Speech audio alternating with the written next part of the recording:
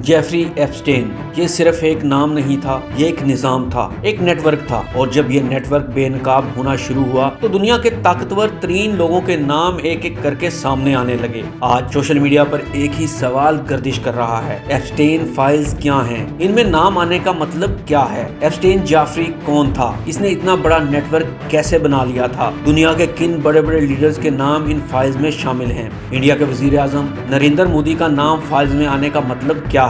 और सबसे अहम, पाकिस्तान से किन शख्सियात के नाम इन फाइल्स में सामने आए हैं? आइए शोर से हटकर हकायक के साथ ऊपर से नीचे पूरा मामला समझने की कोशिश करते हैं। इससे पहले कि हम एप्स्टेन फाइल्स का जिक्र करें तो आइए पहले जान लेते हैं कि एप्स्टेन कौन था। जेफरी एप्स्टेन एक अमरीकी अरबपति फ्रांसर था, लेकिन असल पहचान ये बनी कि ख़वातीन की स्मगलिंग और ताकतवर लोगों के लिए सहूलतकारी के इल्ज़ामात में गिरफ्तार हुआ। 2019 में न्यूयॉर्क की जेल में एप्स्टेन की मौत हो गई। सरकारी बयान में कहा गया कि एप्स्टेन ने खुदकुशी की। एप्स्टेन की खुदकुशी ने कई सवालात उठा दिए, क्योंकि एप्स्टेन के साथ सियासतदान थे, शहजादे थे, अरबपति बिजनेसमैन थे और आलमी ताकत के मराकज़ से जुड़े लोग थे। तो आइए अब देखते हैं कि एप्स्टेन फाइल्स आखिर हैं क्या। नाज़रीन, ये कोई एक फ़ाइल नहीं, ये हज़ारों ईमेल्स, कॉन्टैक्ट लिस्टें, फ्लाइट लॉग्स, तस्वीर, वीडियोज़ और गवाहों के बयानात पर मुश्तमिल तफ्तीशी रिकॉर्ड हैं। अहम बात यह है, ये अदालती फ़ैसले नहीं, ये ख़ाम तफ्तीशी मवाद है। यानी जो कुछ इन फाइल्स में है वो इल्ज़ाम भी हो सकता है, दावा भी, या फिर किसी का नाम किसी गुफ्तगू में आ जाना भी। नाज़रीन, सबसे बड़ी गलतफहमी जो सोशल मीडिया पर फैलाई जा रही है, सोशल मीडिया ने ख़तरनाक मुसावात बना दी। यानी जिन लोगों का इन फाइल्स में नाम आया, इन्हें मुजरम बनाकर पेश किया जा रहा है। हालांकि कानून में ऐसा नहीं होता। अदालत कहती है सबूत चाहिए, तसलसल चाहिए, नीयत साबित होनी चाहिए। सिर्फ नाम, सिर्फ तस्वीर या सिर्फ ईमेल किसी को मुजरम साबित नहीं करती। तो नाज़रीन, आइए अब देखते हैं किन बड़ी शख्सियात के नाम फाइल्स में आए हैं। नाज़रीन, ये फहरिस्त बहुत लंबी है, लेकिन हम बात करेंगे कुछ ख़ास नामों की। एप्स्टेन के नेटवर्क में कई आलमी शख्सियात के नाम आए हैं, जैसा कि साबिक अमरीकी सदर बिल क्लिंटन, मौजूदा अमरीकी सदर ट्रंप, बरतानवी शाही ख़ानदान के प्रिंस एंड्रयू, हिंदुस्तान के वज़ीर आज़म मोदी, आलमी बिजनेस टाइकून्स और ताकतवर सियासी शख्सियात। लेकिन फ़र्क समझना ज़रूरी है। प्रिंस एंड्रयू पर बाकायदा इल्ज़ामात लगे, मुकदमा चला और माली तस्फिया हुआ। बाकी कई नाम सिर्फ मुलाकात, तस्वीर या राब्ते की बुनियाद पर सामने आए।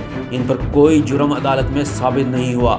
तो नाज़रीन, आइए देखते हैं कि हिंदुस्तान के वज़ीर आज़म के बारे में इन फाइल्स में क्या इंकशाफात दर्ज हैं। ताज़ा जारी की गई अमरीकी महकमा इंसाफ DOJ की एप्स्टेन दस्तावेज़ात में एक ईमेल मौजूद है, जिसमें नरेंद्र मोदी का नाम एक अंदरूनी गुफ्तगू के हवाले से आया है और इसका ताल्लुक 2017 में मोदी के इसराइल के सफारती दौरे के सियाक़ो-सबाक़ के साथ जोड़ा गया है।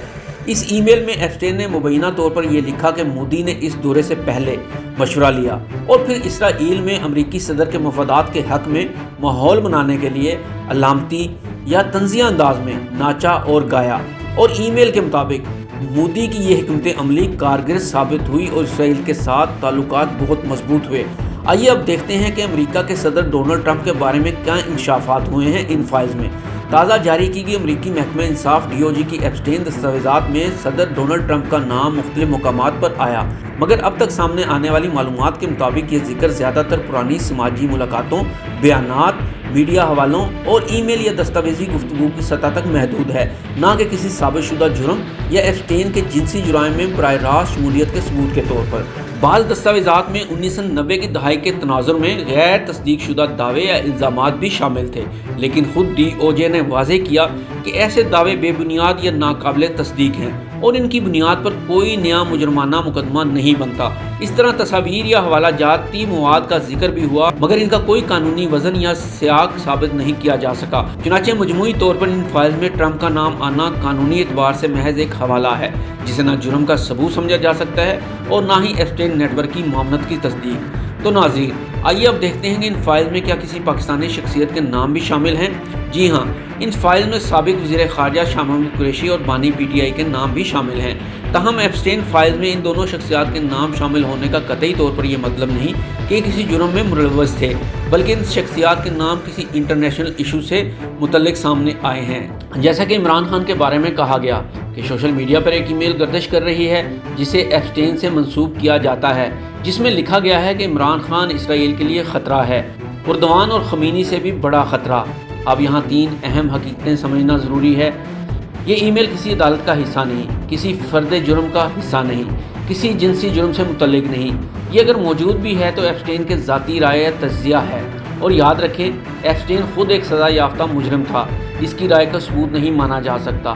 اور دوسرا، عمران خان کے بارے میں یہ جو کچھ لکھا گیا ہے، اگر ایسا ہے تو یہ پھر عمران خان کی شخصیت کے بارے میں ایک بہت مثبت اشارہ ہے اور عمران خان کو ایک بہت اعلیٰ اور پائے کا اور مسلم امہ کا ایک لیڈر ثابت کرتا ہے۔ اس کے علاوہ کچھ ای میلز میں پاکستان سے منسلک دیگر عمومی موضوعات یا نام بھی سامنے آئے ہیں، جیسے کہ پاکستان میں پولیو پروگرام کے بارے میں تبادلہ خیال یا پاکستانی لباس کی شپمنٹ جیسے حوالہ جات، مگر یہ ٹھوس شخصیات کی فہرستیں نہیں اور صرف دستاویزات کے متن میں بطور عمومی ذکر کے طور پر شامل ہیں۔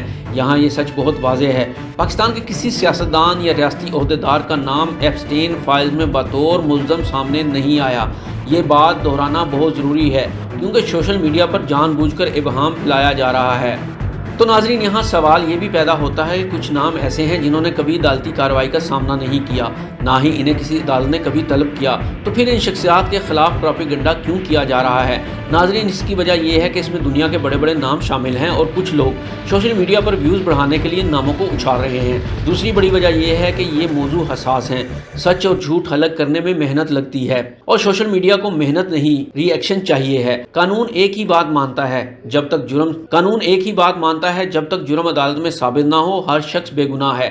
ایپسٹین فائل سوال اٹھاتی ہیں، تحقیقات کا دروازہ کھولتی ہیں، لیکن فیصلہ نہیں سناتی۔ محمد حمدان آصفی کو اجازت دیجیے اور اڑان ڈیجیٹل میڈیا کو سبسکرائب کیجیے۔ اللہ حافظ۔